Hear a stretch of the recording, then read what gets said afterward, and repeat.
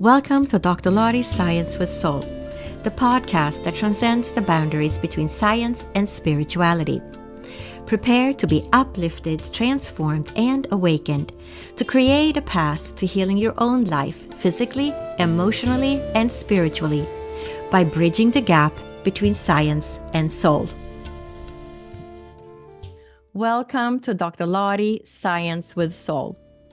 Today's guest is Sarah Ezrin E-RYT 500 and the author of the award-winning The Yoga of Parenting.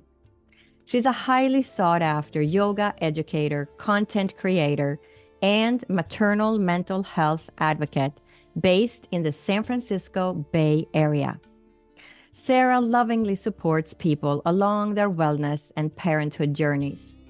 Her words, teachings, and social media are supportive, healing sources for people to feel seen and heard. For more information on Sarah, please connect with her on Instagram, TikTok, or YouTube. So welcome, Sarah. It's such an honor to have you as a guest today. Thank you. I'm so excited to be here. Can't wait to have you share your knowledge with the listeners. So tell us a little bit about yourself and what was it that inspired you to write the Yoga of Parenting? Well, it's a very long journey to get there. I wish it was, one of those like the big idea happened and then it all just unfolded from there. It was a bunch of tiny decisions over time. And I used to say that yoga was the foundation of everything that I did and do.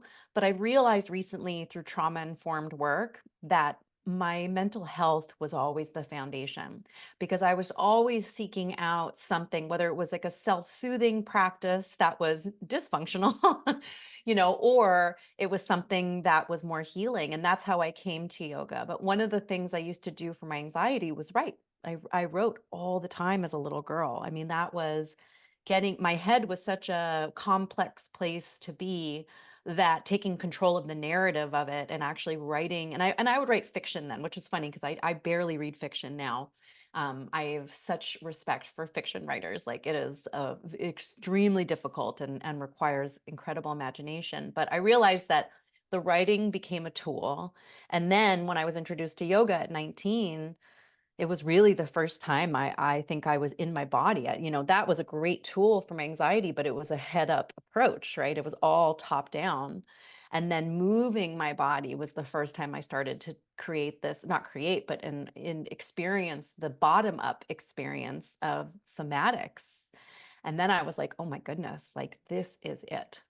Mhm. So, of course, as someone who was raised in an alcoholic home and has addictive tendencies, I was like, this is it. This is everything. I will hit the ground running and make this my life. It will become everything about me. And I kind of went too far into one extreme.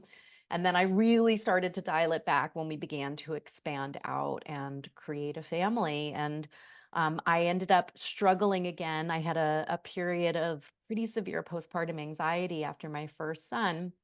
And I was like, wow, well, let's use all these tools together. Like, what if I can write as catharsis? A big part of the book, too, is I interviewed a lot of people. And this was very deep in COVID. So it was like kind of early Zoom days, So that for me was another healing modality, was the community and the connection and the eye contact, and hearing stories. And then, of course, the yoga of it all, incorporating movement and principle. And so I feel like it was all these little tiny, tiny things that little pebbles along the way that formed the path that eventually got me here. I love it. And so it's so interesting how, you were on that path, but then you started having your own kids and then all of a sudden you were said, "Oh wow, I can just integrate all of this." Mm. Right? And so how does the yoga of parenting relate to traditional yoga philosophies and practices? So it's funny because my original idea for the title was not the yoga of parenting. My original idea was the perfectly imperfect parent. And in full disclosure and little behind the scenes with marketing, the word yoga is sellable, right? It's a $1 billion industry for a reason. at, meditation, wellness, yoga. So they really wanted to have yoga in the title. But my whole argument in the book is that parenting is yoga. So like if you think about it like that, like it's almost redundant. We're almost saying like the yoga of yoga, So it's like this is, yes, it's yoga. It's yoga, yoga, yoga, which is fine. We can say yoga a million times. So I incorporate a bunch of different texts that I have had the privilege to study over the years. Definitely Patanjali's sutras, because so much of the Western, especially the asana-based programs, which are like, that's the physical movement, right? That's what people think of in the West when you say yoga. A lot of them study that philosophy lineage. But I also interviewed a lot of people from the Tantra lineage. I spoke to a woman who is, she's been studying Buddhism for over 35 years, which grew out of Hinduism. So it was like, there are sister sciences. So there's all these different texts that I draw upon, including like amazing poets like Mary Oliver, right? Khalil Gibran, like, that aren't necessarily spiritual texts, but hit like spiritual. They are spiritual texts, right? They're just not officially spiritual texts, but if you read them, if you read anything Mary Oliver writes, you're like, oh. So I took all of those and I wove them together. Every chapter, there's 10 chapters, and each chapter is based around a theme, and every chapter has a little bit to talk about that theme. So it's all got a pose, it's all got a story, it's all got a quote, or whether that's from a text or from an amazing poet. And then it has a practice, an invitation for people to then apply it into their life. And the practice is not necessarily movement. The pose starts the chapter. Like, for example, one of our first chapters is about breath and just connection. So there's, you start on the floor and you're just breathing, but the invitation towards the end is a completely different exercise to connect you to your breath. So it's very multimodal, and that's just how I learn. I love to have many different things going on at the same time, and see what kind of sticks, right? That kind of sieve approach to learning. And how has your own journey in yoga influenced your parenting style? Well, my journey, I mean, it's been a very interesting journey, because what I do now for my yoga is not the physical at all. My yoga practice very much is my meditation, my pranayama, mantra. Like, it is all the contemplative practices. And I work out. I also still move my body, and I still like intense movement and dance. But I was going to yoga for the physical of it. And I think for many of us, that is the doorway. I think there's a reason why that is the tangible way for so many people, right? It's a lot easier to walk into a room and have someone move their body than to ask them to sit in stillness. And if we look at the texts, asana comes before pranayama, like it comes before meditation. So you need the movement and the body. You need the ability to sit, which has to come from physicality. Mhm. But as I've gotten older and my body's changed, and I've had two kids and two shoulders that have gone out. One had surgery, the other one probably needs surgery. It was like I realized, oh, I don't need the movement to bring me there in the same way. And how that influenced my parenting was the same growth and kindness and compassion that I had for myself is the same way that I try to approach my kids. Like, I see them, they have to have a doorway into something. This is how they're going to get into something. This is how they're going to be interested in it. And then I really try to leave space to let them unfold as they should. And maybe more importantly, for myself to learn as a parent, right? I came into it fully fumbling, and I'm still fumbling, but with a little bit more grace. Right. And so, does your kids do yoga too? Like that? They do. Yeah, they do. They absolutely love it. It's funny, my youngest is very into it. Like, he's always making all his stuffed animal, and he's 2, and he's like takes his stuffed animal and he's like, "Look, mama, yoga." And he like puts him in a split. I'm like, this is not the yoga that I've ever shown him. So I don't know where he's getting it from, but yes, they love it. They love it. And they understand. And the other things that we practice as a family are deep breaths is a huge one. If it's a wild morning and everybody's all over the place and everybody's yelling and this person is crying, I will stop in the driveway. We pull out of the garage and I will make everybody stop in the driveway. And then we just take a couple of deep breaths. And that's enormously effective with my first, because I didn't have the second. and the same kind of time constraints, I really tried to teach him mindful eating, just pausing and soaking things in. And now, of course, we have the second, so we're like, we gotta go. Stop, eat your food more quickly. But I think that's just his personality too. Like he's very big into like savoring and slowing down and really mindfully approaching things. And he's 4.5, it's like that's not something you teach. That's just his birthright. Right. It's probably how he came, Yeah. right? It's who he is, and his, he said, I want a mom that does yoga, right? It's like the Yes. perfect incarnation, right? So, I mean, he came in and he has you as his mom. So, the core principles of the yoga of parenting, how is that different from traditional parenting methods? I don't think it is at all. I mean, I think when we're looking at things, there's a lot of parenting styles out there right now, right? You hear gentle parenting, positive parenting, peaceful parenting, like there's many hashtags out there. But when you look at the basic structure of parenting, and it exists on two different axes, there's the axis of connection, two different continuums intersecting, and then the axis of limit setting. Mm-hmm. And I think how a lot of us were raised was where there was littler connection and a little bit more limit setting. So it really was, I mean, if you read back on the old texts, and I'm not talking yogic texts, like parenting texts of like children should be seen and not heard. And, Mm-hmm. it was very behavior based, Dr. Spock kind of approach. That was more of that high limits, high rules, little connection, which is called authoritarian. Mm-hmm. And then there was a swing back in the 90s and the 2000s where all those parents, had now become parents, and there was tons of connection and attunement and availability, but very little limits. Very little limits. Mm-hmm. And that's what we call permissive. And sometimes that's like the helicopter parent, and Mm-hmm. that's like there's beautiful attunement and there's great benefits to it as far as social emotional connection, but there's parts of it too that get missed. And when you bring it to the sweet spot of having the right amount of limits and the right amount of connection, it's always in yoga, everything's on a continuum. It's always like dark and light, hot and cold, right? We're always trying to find the middle.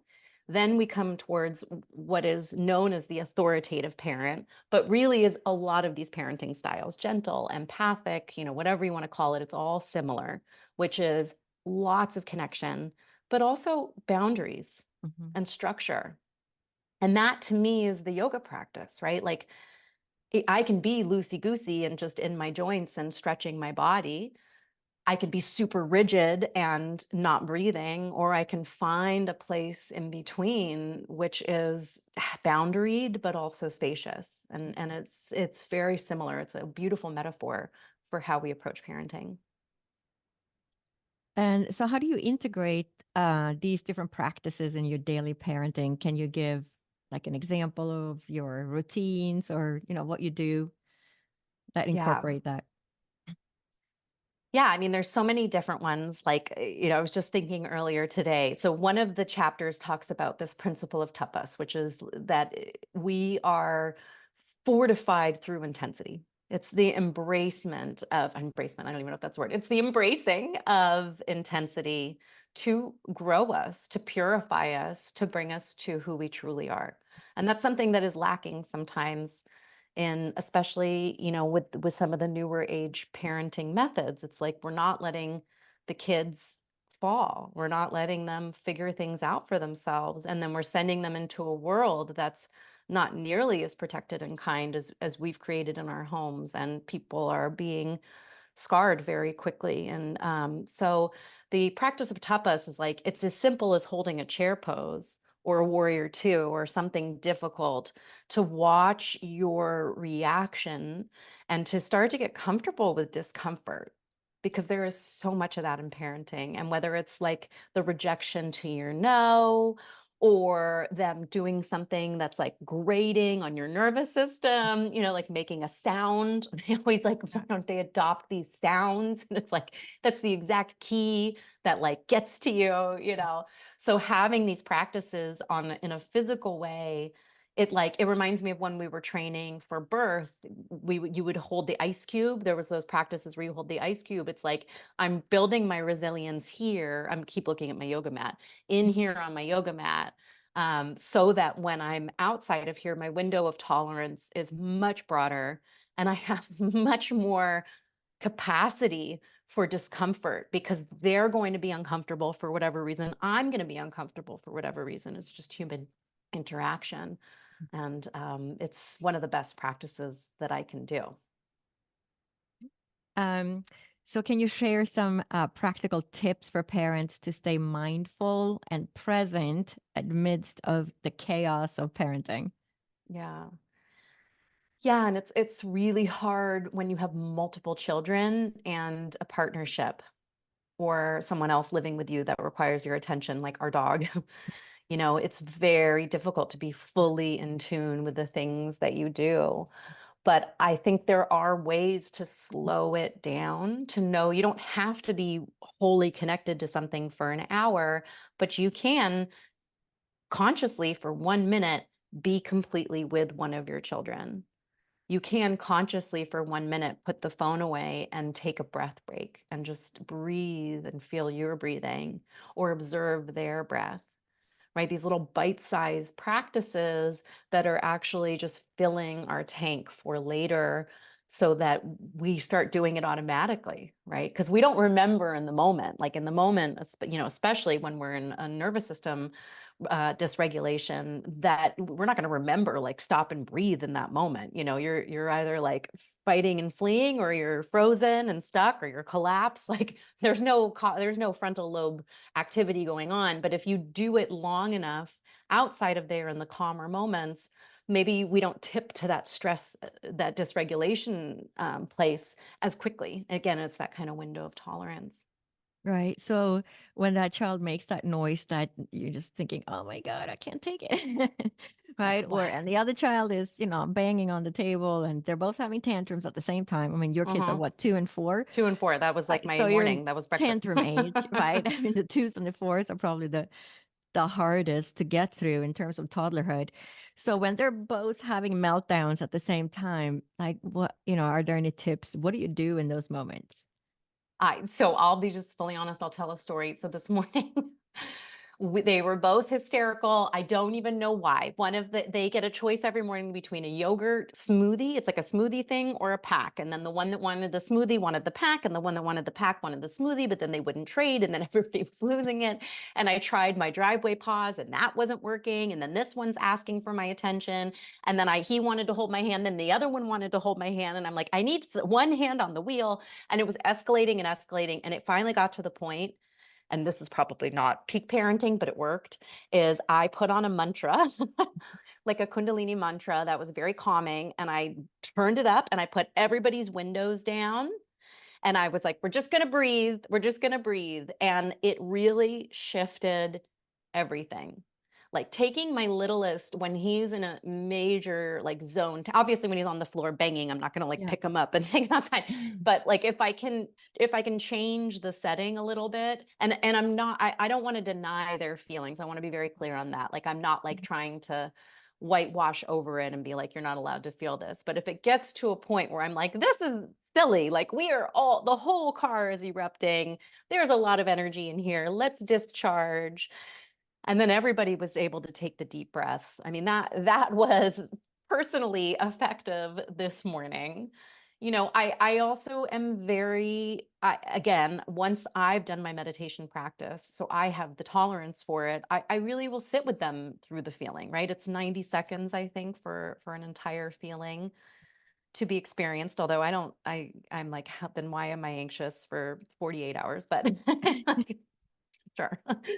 But to be with them in that tantrum is, and to like hold both of them. Sometimes that's just what it is. Sometimes you've got both of them and they're both crying hysterically and you're just breathing. Sometimes you're crying too, and everybody's just feeling, and that's okay. That's being a human being with a nervous system.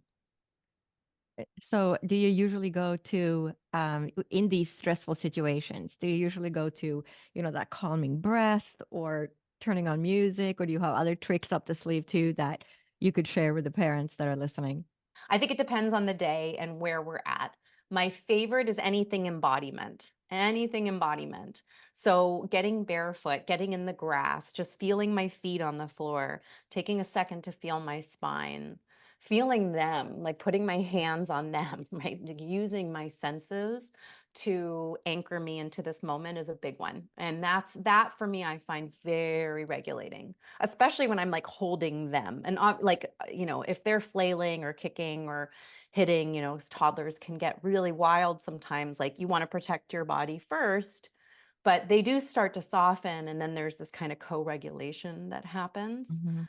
That's a big one for me. The breath, of course, as I mentioned, and breathing with like looking in their face. I'm just like replaying many diaper changes, right? Like, 'cause I'm like looking down, like it's always like during the diaper change, like deep breaths, right? Like that's a very, very effective one. And then full honesty, and I have a 4 and 2-year-old, so it's different than if you had a 2-month-old or a 4-month-old, although you can do it with them too, is like if you need to step away for a second for your own mental health, make sure that they're completely safe or ask someone else to take care of them if you have that option. And you can step away for a second and take that breath. My youngest had severe colic for so long, and it didn't matter if I was holding him, it didn't matter if he was in his crib. He would be screaming, screaming at the top of his lungs. And sometimes I had to put him down and sit on the bed and take breaths for myself. I had to. And I think that that's okay. He was completely safe. He was right next to me.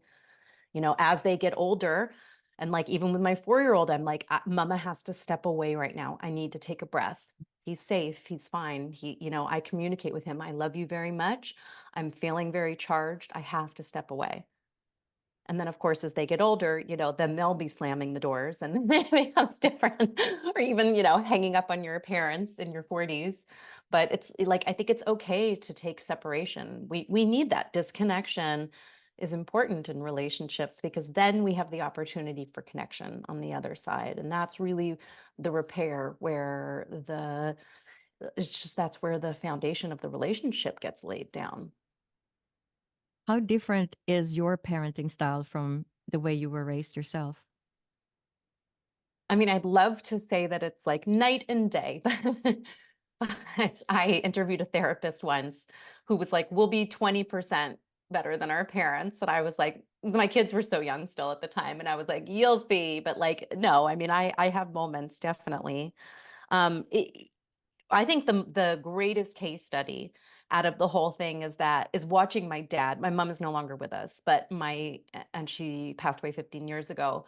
But watching my dad, who was very authoritarian, who was very my way or the highway, he's still yelly, like that's just his personality. Watching him get down on my kids' levels, validating their feelings, like it's really like mimicking what we're doing, and that's been incredibly healing to see too. But I also notice I'm like, oh, this makes sense now. Like, oh, that's why we did it. And I get it. I get when you're exhausted and you're under supported, as all the families are, in especially in the United States, there are going to be times where it's going to charge out of you, and again, it's what do you do on the other side of that? Yeah, it's definitely a balance. And so, how can parents balance their own needs with the demands of parenting using the principles of yoga? Yeah. Yeah, I mean, I just posted something online today that ruffled some feathers, and because I mentioned that sometimes I'll eat before my kids. Sometimes I'll use the restroom before them if I really have to. If it's like an emergency situation and I have to go, my littlest is just wanting, like, obviously, if they're having an emergency, they go first, and not to be TMI, but like, there are times where I have to put myself first. And there are times where, again, it was the same thing as like putting the baby down safely in the crib and stepping out for a second to take a breath for yourself. That we're allowed to do these things. We're allowed to go to a movie by ourselves for a couple of hours and have them be cared for by somebody that loves them deeply. And if you're lucky enough to live near grandparents, what an opportunity, or your partner is available, fabulous. But if you need somebody in your community that you trust, even that's also wonderful. There's opportunities for them to then bond with other people so you can take care of yourself. So it really, it's so hard, especially as mothers and especially in America. We're fed this idea that we need to be self-sacrificing and giving all the time, and that it's our greatest purpose in life is to be mothers. And I don't agree with that. I think the greatest gift we can give our kids is learning how to take care of ourselves and modeling that for them. So it's very personal. Everybody will figure it out for themselves what they're most comfortable with. And sometimes I pick my kids up early, or I don't bring them to school that day because I just want to be with them, and then other days I need to ask for help, and I need to step away and have some time to myself. So it's really just checking in with what you need. Hmm. Do you have a favorite chapter in the book? It's changed so much. I used to say the nervous system chapter because now that's like my whole life's work. That's like all I do now is nervous system work. And I think maybe I was already doing it. I didn't know that that's what it was. But more recently, my favorite chapter has been about non-attachment and really leaving space for my kids to have their own experiences, leaving space for myself to make mistakes. I just am naturally a controller. As I mentioned, I grew up in a home of addicts and alcoholics.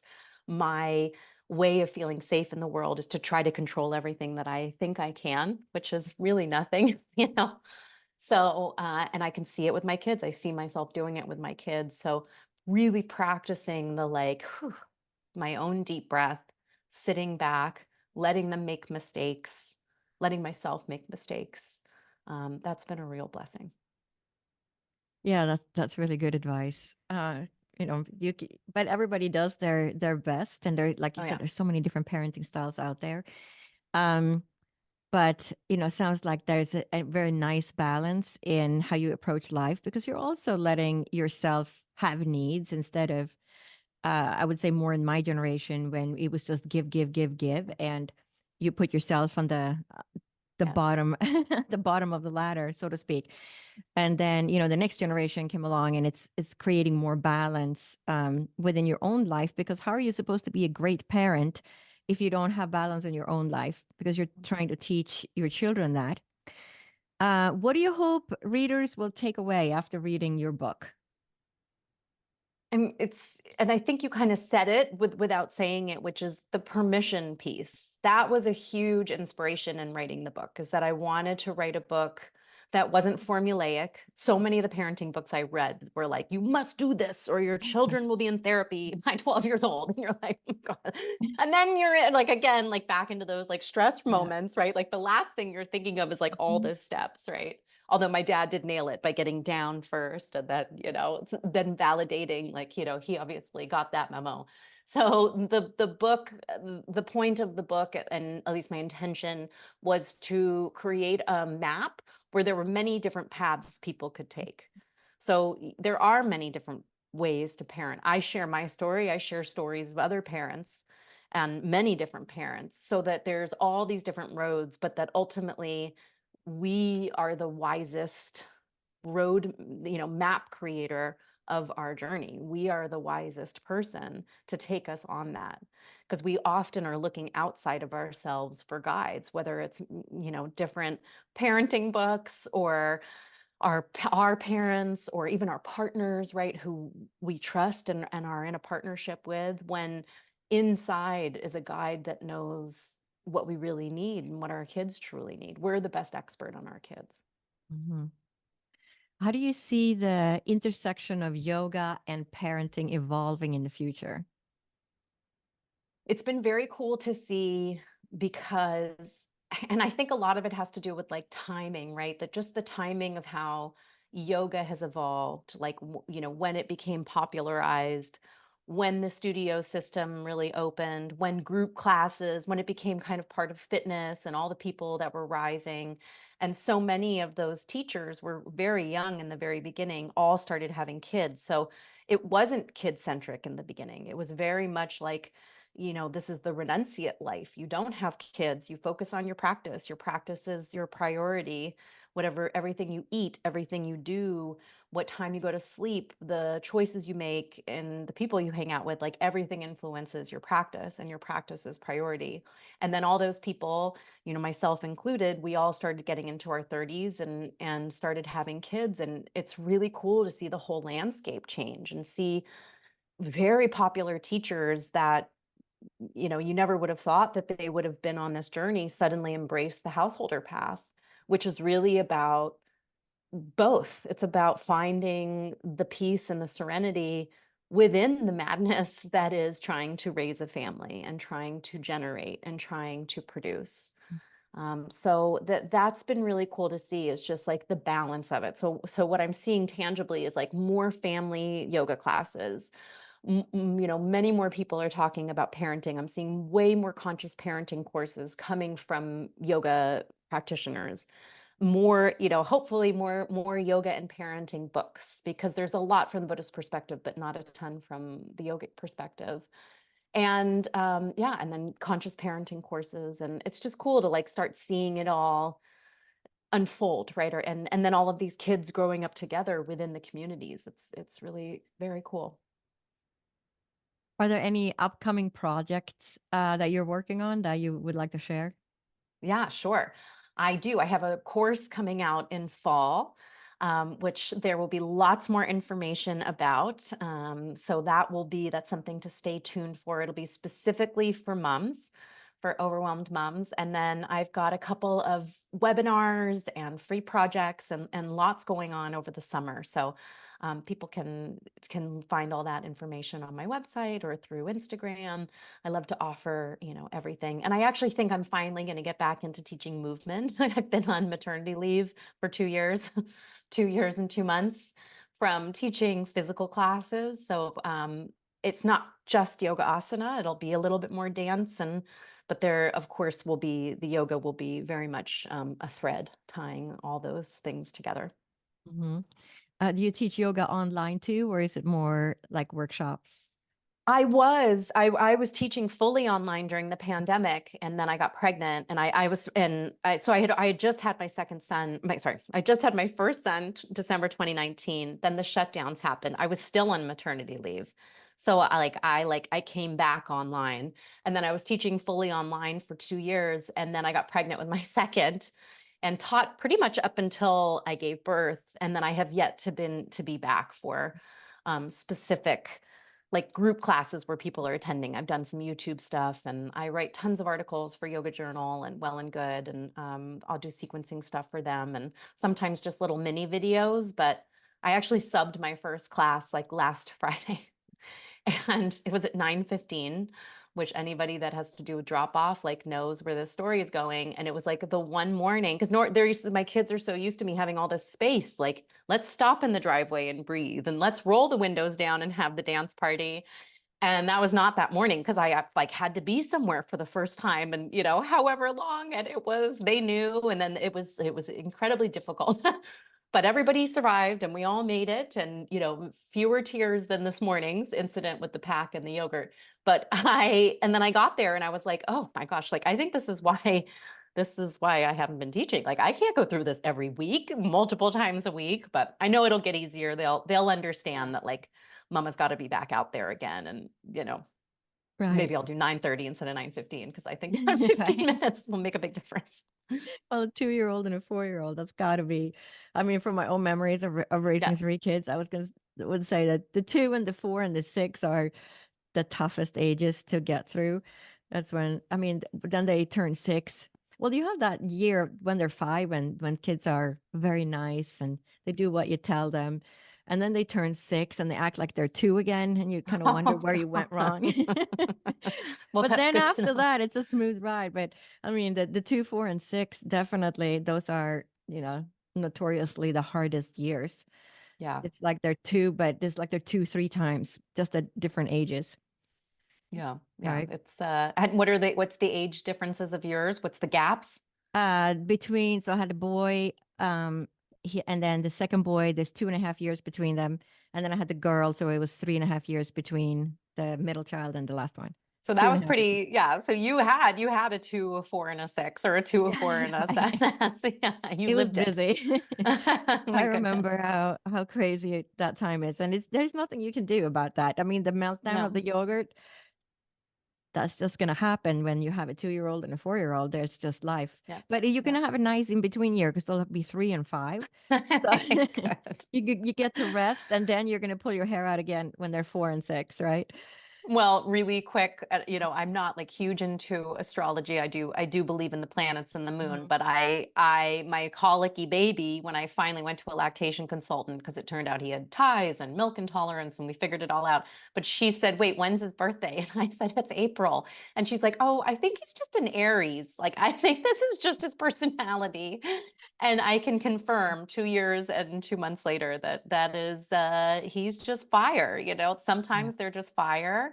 And like, sometimes I have the tolerance for it, and then other times I need to tap out, and that's okay. And it's just compassion for ourselves, right? And like Yeah. taking care of ourselves. And yeah, Right. I mean, sometimes we get the children because they're really here to teach us something, yes, right? We always feel like we're teaching the child, but sometimes the child is teaching us something, and it's that perfect personality for whatever obstacles you have to get over in this life or learn about yourself. yeah. But then we get these kids that sort of push those buttons for us. Hmm. I mean, literally, we just have a row of buttons and just wait for the kids to push the right ones. Yeah. But it is interesting because there's always this give and take. We learn from the kids and the kids learn from us. And, I think every incarnation is perfect in some way in Yeah.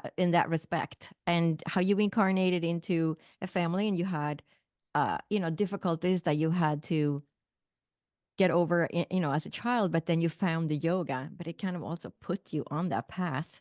If you hadn't had your childhood experience, would you still have gone into and found all the things about yoga and then changing, how you parent and everything?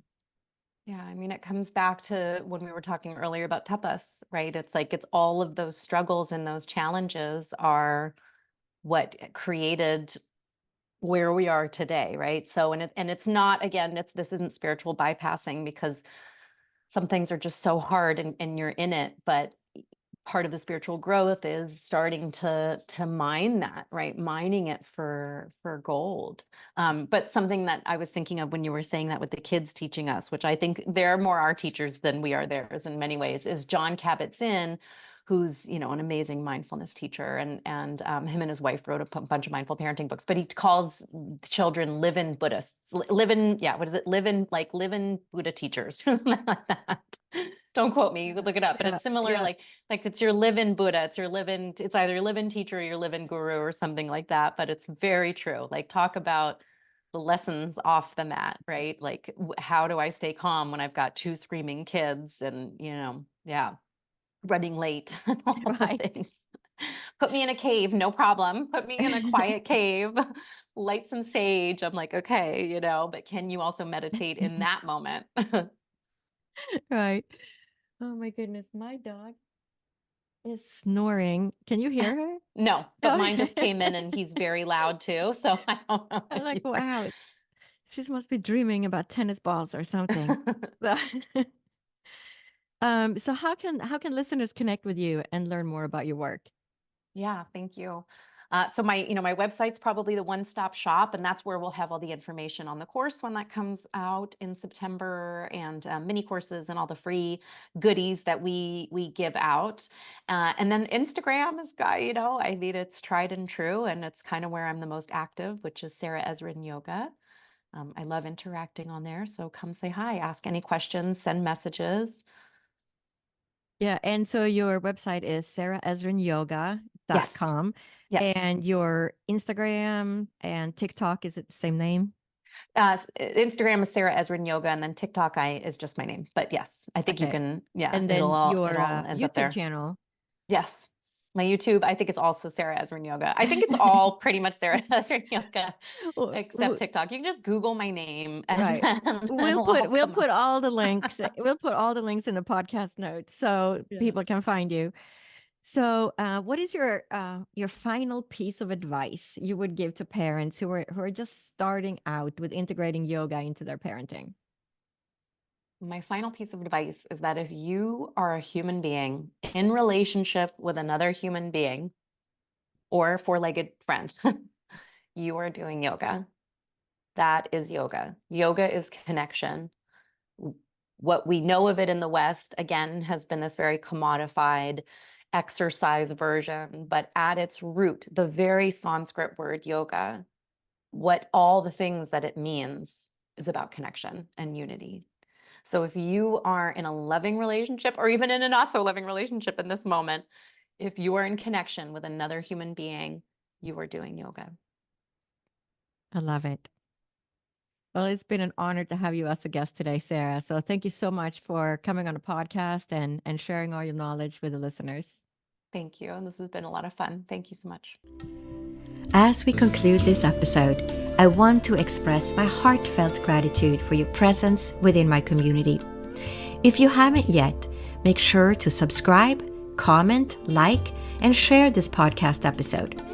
Join my free newsletter in the show notes and receive new podcast episodes delivered right to your inbox. If you resonate with the interconnectedness of mind, body, and soul, and are motivated to embark on a journey of personal healing, I invite you to connect with me at drlottie.com. Together, we can pave a path towards transformative healing in your own life.